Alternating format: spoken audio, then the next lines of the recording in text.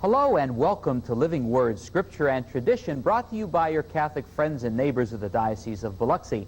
I'm Father Joe Dilettuso, your host. As you know, the past few times we've been together, we've been taking an in-depth look at the Ten Commandments as they appear in the Old Testament, both in Exodus and in Deuteronomy.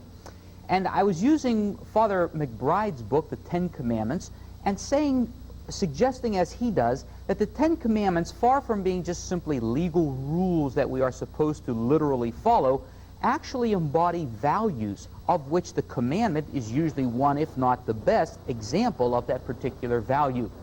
The last time we were together, we looked at the third commandment, keep holy the Sabbath day. And you recall that the value that's behind that commandment is the value of gratitude.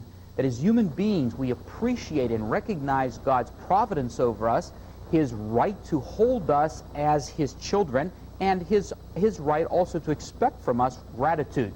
It was a way built right into the very fabric of Israelite society of breaking free from the routine of daily life so that people could sort of regroup and get a perspective on the meaning of their life rather than just going through the motions, and particularly in that climate, which are very difficult motions of keeping life going, sustaining life itself. You recall the last time then that we were speaking of the fact that we are all called to recognize and set aside a day in which we step back from life.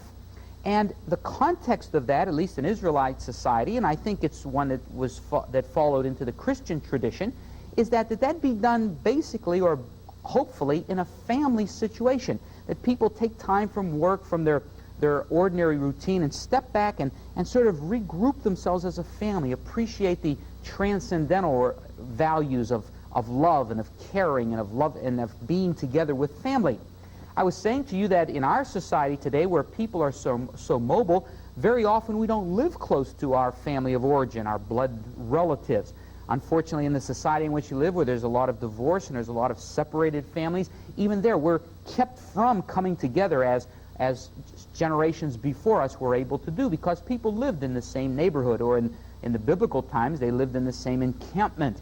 But nevertheless, we are called upon to find some family, and of course for us the church supplies that family, a faith family, people we can come together with, who hold the same values we do, who hold the same belief of what the purpose of life is about, gathering with them and once again, as it were, refreshing ourselves, recreating ourselves, making ourselves whole and one again, so that we can go back into the everyday livelihood with some sort of sense of where we're going and what life is all about. The one thing I also wanted to add on to what we didn't have time for last time was that we need not be legalistic about keeping the Sabbath. That is, that while the traditional day has always been, if you were Jewish, sunset Friday to sunset on Saturday, and if you were Christian, on Sunday, because that was the day of the Lord's resurrection, the Lord's Day, the new Easter, so to speak, Little Easter as it's called in the Catholic tradition, that was always the day set aside. And I think it's a very good one, because it gives us all an opportunity to look forward to a day when we can share with one another as a family, whether that be our relative family, our blood family, or our faith family. But in the modern technological age in which we live, sometimes people have to work on Sundays, the traditional day of rest. That doesn't lessen the obligation, the responsibility we have to take a day of rest. And so if we can't take it because of obligations of work or caring for people, whatever it might be, on that particular day we call Sunday, we still have the responsibility of putting another day aside so that we honor the value, as I said, which lies behind that commandment of gratitude for life itself, for the people that God has given us to share life with, and for a sense of recreating ourselves and looking to where our life is leading us. Well, that brings us naturally enough then to the fourth commandment. Honor thy father and thy mother, or in the translation that Father McBride uses, honor your father and your mother. Now, I don't know about you, when I was growing up, very often the way I heard this commandment stated to me was, especially when I was young, was obey your father and your mother. That's really a little bit stretching the Hebrew word that is used there. Much better is the translation, honor your father and your mother. I can understand why parents want to use all the resources they can to get their kids to obey them. But I think there's another value behind this commandment, as I'll explain to you in a minute.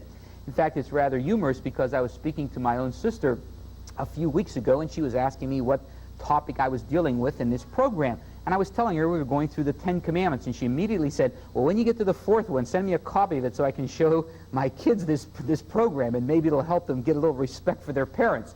I think that's the way we always have that remembrance of what the 4th commandment is. Honor thy father and thy mother. Obey thy father and thy mother. I can remember when my brother and I were about the age of my nephews, and I'm sure my parents tried to use every resource they could to get some discipline into our lives. I think my sister is doing the same thing, and probably some of you have done the same thing with your own children. But actually, when you look at the commandment, Father McBride suggests that what is the value behind this commandment is not so much obedience, although that's part of it, but the value that is trying to be inculcated in every person is caring, particularly family caring. And to understand this, we have to go back to the times in which the commandments were formed. Remember, Moses received these commandments on Mount Sinai when the people had escaped Egypt and when they were in the midst of wandering for 40 years in the desert. To say to obey your parents was sort of a nonsensical thing to say. You wouldn't even think of not obeying your parents in that kind of a situation, a nomadic situation where literally your life depended upon doing what your parents said to you. It would be suicide not to obey them. So it went without saying that they were expected to obey their parents. They learned quite early on what happened to you if you didn't obey them. You put your life in jeopardy. If you wandered too far away from home, from the tent where your mother and father could protect you, you'd be out there where wild animals are. And so they learned very quickly on that to obey their parents, it was a life and death situation in very many instances. So to have a commandment which simply stated that was sort of like icing on the cake. You didn't really need it. People knew it from the very life situation they lived in. And that carried down through the ages. The situation that the 4th commandment originally applies to was not to children and parents, but to adult children towards their aging parents. Just think of the situation of the times. In most civilizations at that time, particularly the nomadic civilizations like the Israelites, when someone got old or got ill, particularly when they got old and ill, very often they simply were left behind in the desert.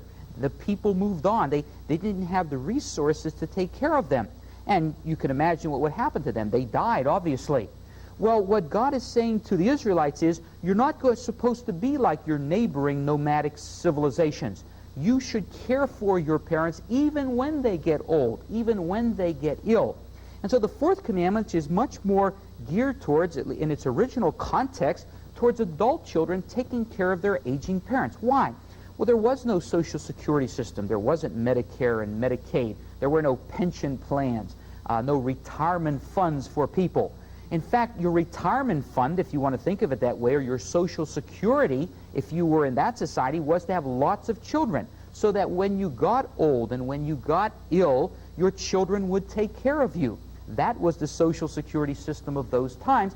And it's not so far-fetched because in many parts of the world today, it is still that way, where aged parents have to rely upon their children to take care of them when they're not able any longer to fend for themselves. And think of an agrarian economy or farming community where people have to grow their own foods. And when they don't have tractors and tillers and reapers the way we do in first world countries, where they have to do that by hand, sometimes plowing with animals and doing everything, reaping and so forth by yourself, as you get older and your muscles begin to weaken and grow stiff, you're not able to care for yourself. And when you live in an atmosphere and in a climate like Israel is, where 80% of it is practically desert-like, life keeping yourself alive is a task which keeps even a young person, a strong person, takes all their energy, let alone an old person. So the 4th commandment was directed towards adult children to take care of their parents, to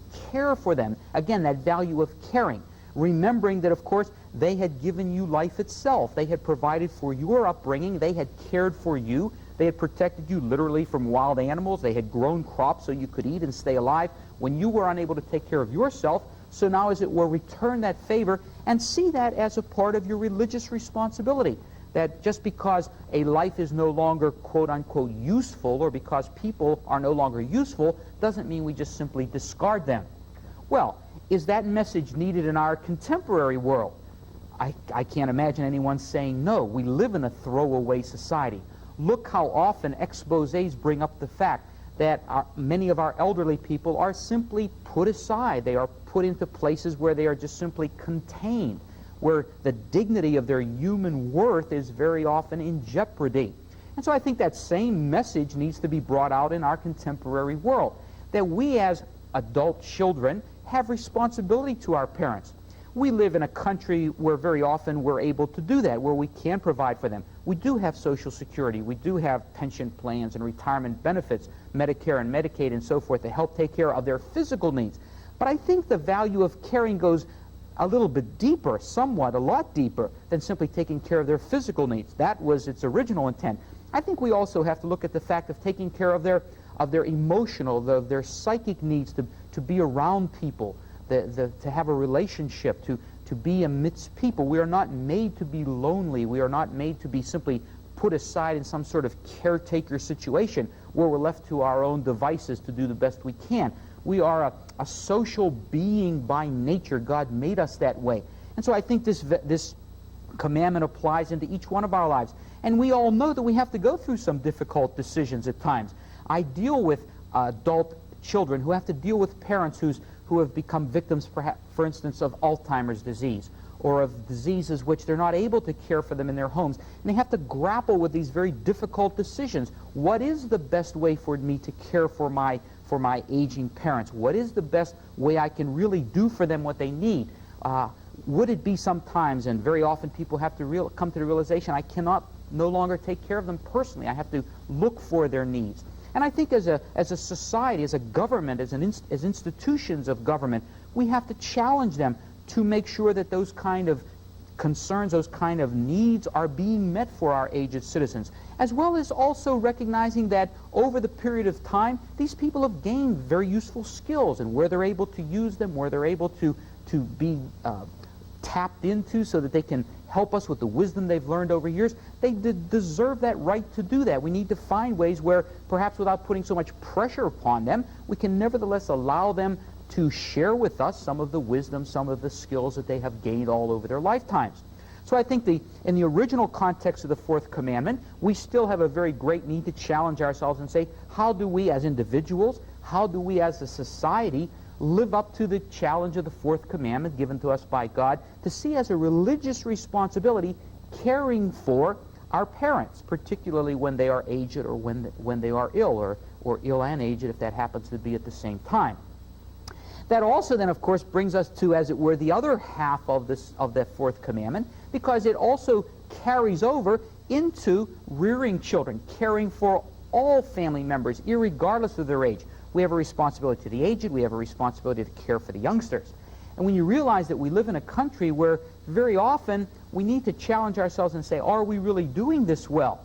A Washington Post article very recently quoted the fact that 25% of the children age 6 or younger in the United States live in a state of poverty. Well, I think we have to ask ourselves, as an institution, as a country, as a government, what are we doing when we can say, where are our values when 25% of our children aged 6 or younger are living in a state of poverty? Those are the kind of questions which, as Christians, we have to address and realize that there is a commandment we need to be addressing and dealing with, that God has given us to deal with.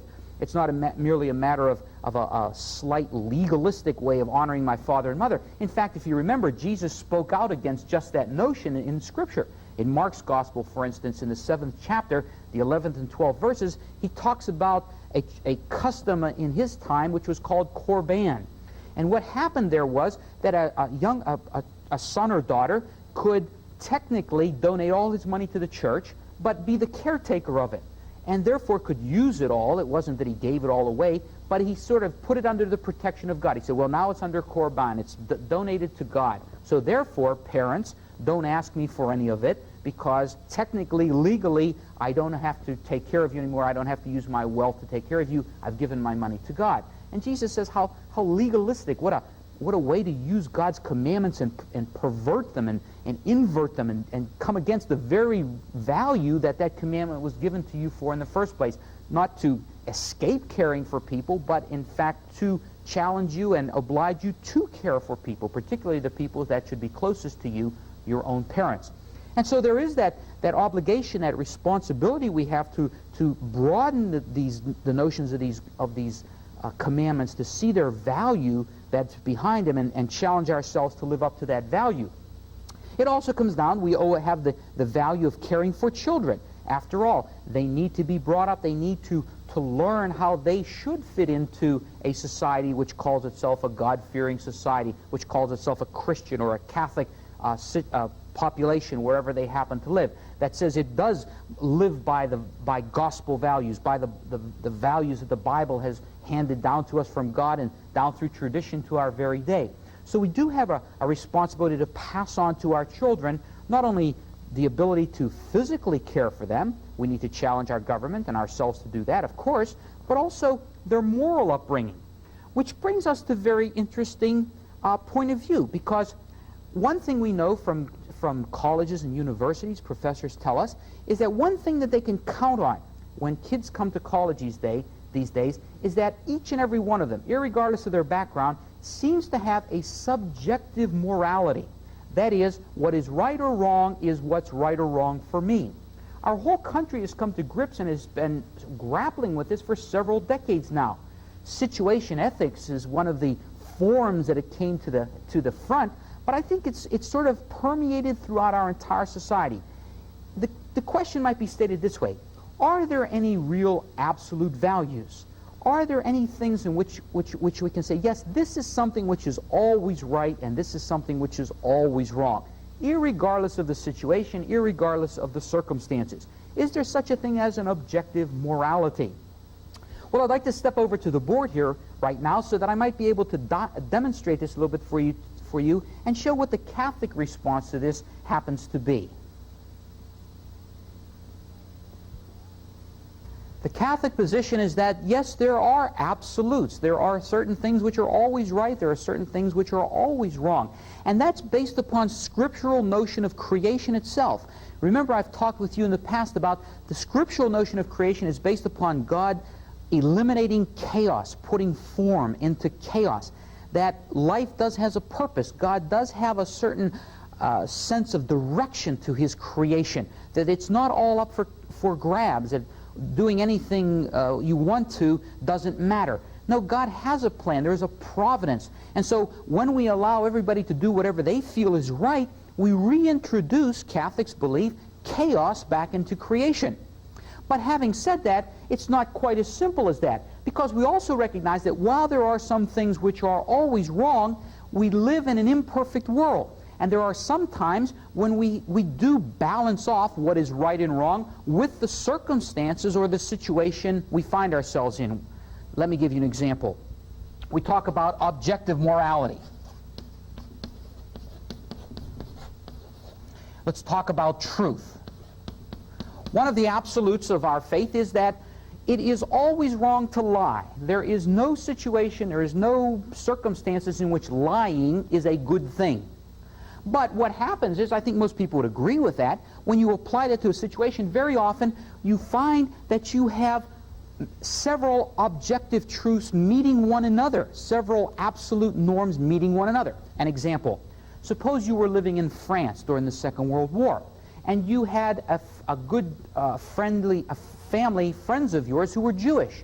And so knowing that the Nazis were rounding up Jewish people, you invited them to come into your house and you were hiding them. So now all of a sudden one day, a Nazi officer knocks on your front door and says to you, "Are there any Jews living here?" What do you answer? If you keep the absolute truth and say, "Yes, there are," you know what's going to happen to them. Because there's another objective absolute truth at work here, life itself. So, do you tell the truth, or do you not tell the truth? Well, most moralists would say in those circumstances what you do where you have two absolutes coming together, conflicting with one another, is you make the decision you feel is best in keeping with your own religious training, your own gospel values. And so you say to the Nazi officer, no, there are no Jews living here. But notice, the church doesn't teach that that's good. It's unfortunate that we live in a world that is tainted with sin whereby you have to sometimes not tell the truth. It isn't good, it's still wrong, but it may not be sinful. And there's a distinction we always draw as Catholics. There are some things which are wrong and always are wrong, but they may not be sinful. That is, it may not be done maliciously and as an act against God, but as doing the best thing I can do, all things considered in the circumstances I find myself. I have informed my conscience, I have tried to look at the situation from all angles, and I have to make a decision. I have to make a subjective decision. What do I do in this circumstance? But notice, that's very different than simply saying, well, nobody can say what's right or wrong for anyone else. You just have to do whatever you feel like doing in the circumstances. Suppose, for instance, there is not an absolute truth which says taking human life is always wrong. Well, then that means if it's convenient to me to take your life, well, that's good for me, so it must be morally okay. Or if it's convenient for you, or you're going to get something out of taking my life, well, then you do that, and that's morally okay, that's morally right.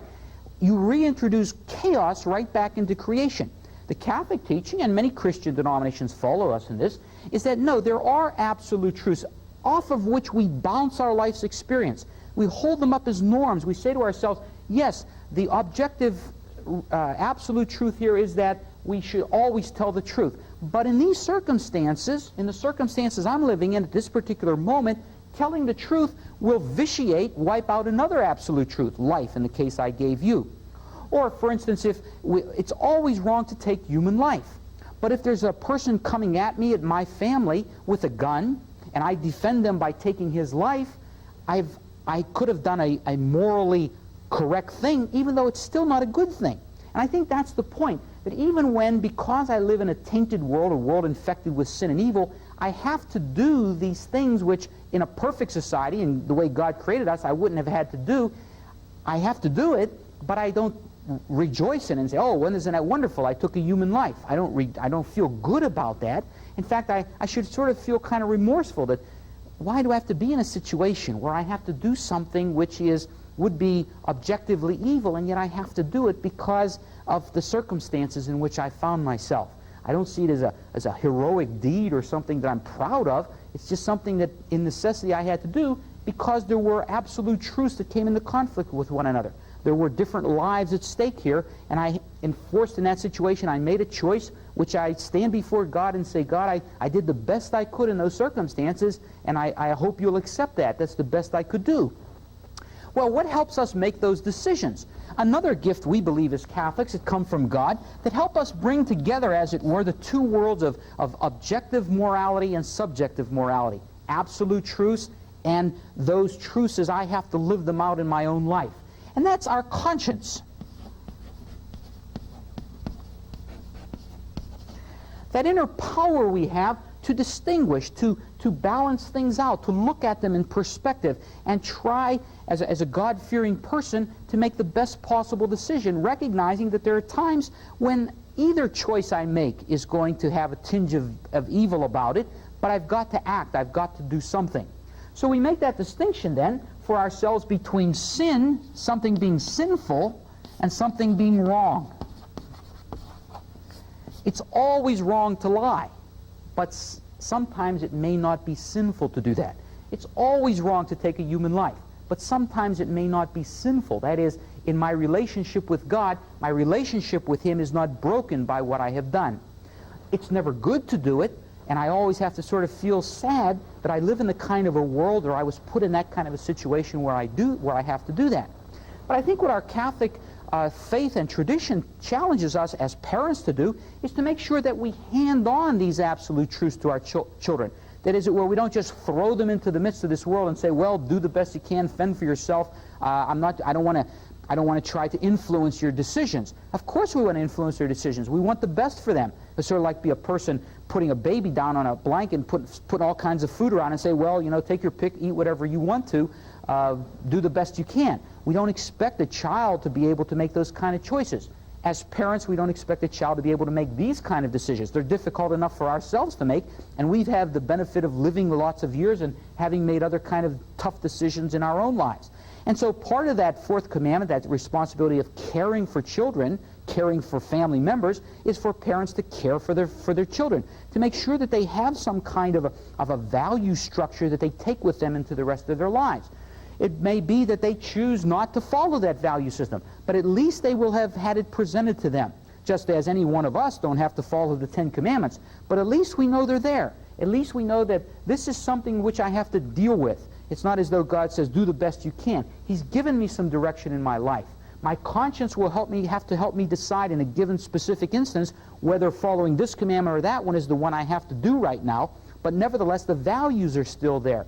The truths are still there. The objective issues are still that I have to deal with. It's not anything goes. It doesn't matter whether I act this way or act that way. There is some sort of order, form in my life.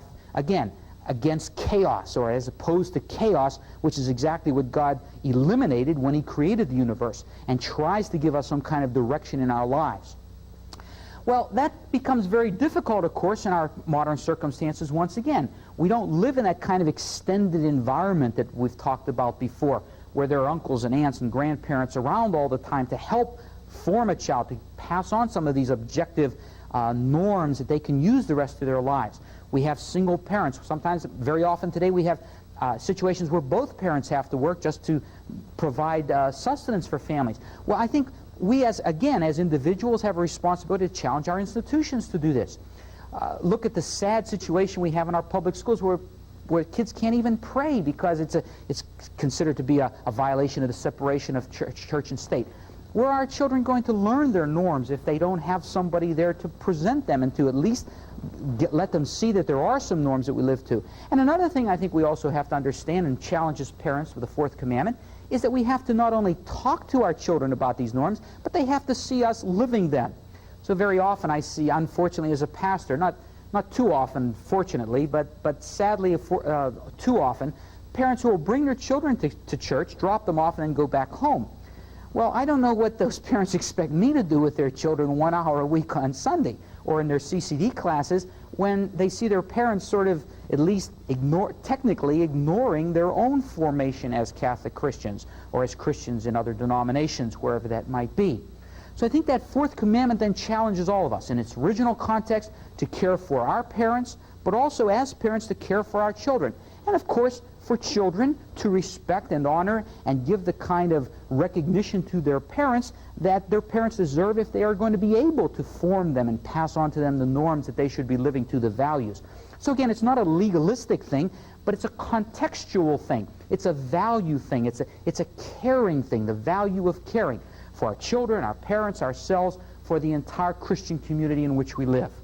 The next time we come together, we'll go on then to the fifth commandment. I look forward to seeing you. This program is a service of the Diocese of Biloxi. Any financial contribution that you would like to make so that it can continue would be greatly appreciated. You can send that contribution to the Office of Communications, the Diocese of Biloxi.